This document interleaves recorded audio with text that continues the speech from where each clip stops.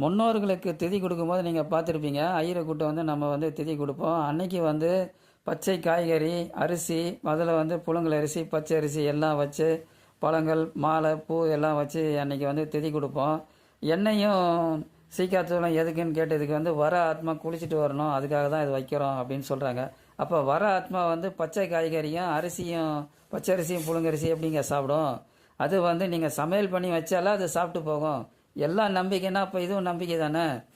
அவங்க சாப்பிட்றாங்களோ இல்லையோ, நம்ம சமையல் பண்ணி தானே வைக்கிறது முறை அப்படின்னு கேட்டதுக்கு பதில் இல்லை. இது எதுக்கு அப்படின்னா இவங்க வீட்டுக்கு சுட்டின்னு போகிறதுக்காக தான் அரிசி, பச்சை காய்கறி, இதில் துவரம் பருப்பு, உளுத்தம் பருப்பு, அதாவது 2 நாளைக்கு அவங்க வீட்டில் அவங்க ஆற்றுல சமையல் பண்ணுறதுக்கு உண்டான அத்தனை பொருட்களும் நம்ம தேவசம் மூலமாக சுட்டின்னு போகிறாங்க.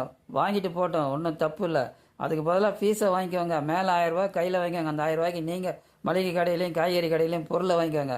ஆனால் எங்கள் முன்னோர்களுக்கு நாங்கள் படைக்கும் போது சமையல் பண்ணது தான் வைக்கணுன்றது என்னோட கருத்து.